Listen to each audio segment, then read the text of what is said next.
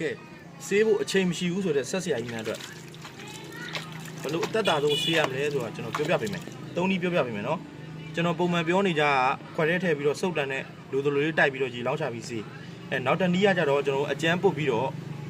9မိနစ်10မိနစ်နိုင်ဝက်ကြိုက်တယ်လို့ထားပြီးတော့နောက်တစ်ခါအချောပေါ့အဲ့လိုဆေးအလွယ်ဆုံးနည်းကတော့ဒီမှာဒီထဲကိုလက်3လုံးလောက်ဘူးလေးဆေးကိုလက်3လုံးလောက်ရဲထည့်ပြီးတော့ရေနဲ့ဖြော်ပြီးတော့စိန်နာ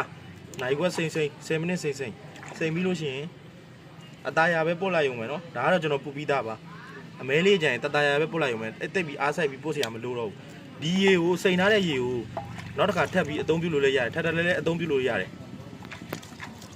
အဲ့လိုအသုံးပြုရင်မြန်ပါတယ်เนาะချိန်မရှိဘူးဆိုဆက်ဆရာကြီးများအတွက်ဒါဆိုလို့ရှိရင်ကျွန်တော်စိန်ထားတာပါစိန်ပြီးတော့ကျွန်တော်အခုအချောလိုက်ပို့ထားတာပါစုပ်တန်လေးနဲ့အသားရလိုက်ပို့ရုံပါပဲเนาะအမဲရောင်လေးနည်းနည်းပဲကြံတယ်အခုဆိုရင်တော့ဆေးပြီးသားပါမှာစားနာတော့မရှိပါဘူးစီကြီးဆိုတာ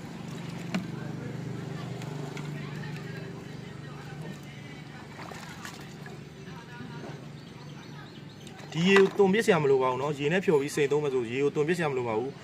အခုအင်ဂျင်ခွဲလိုက်တယ်ဆေးမဆေးအားသေးဘူးဆိုစိန်ထားလိုက်ပြီးတော့မှအချောတစ်ခါဆေးပြီးတော့နောက်တစ်လုံးခွဲလိုက်ဒီထဲထပ်စိန်လို့ရပါတယ်ထပ်တယ်လေးစိန်သုံးလို့ရပါတယ်เนาะဆေးအာနီးတင်ရှိတဲ့လောက်စိန်သုံးလို့ရပါတယ်ဗျကဲအားလေးရှင်းပြပေးတာပါအားလုံးကျေးဇူးတင်ပါတယ်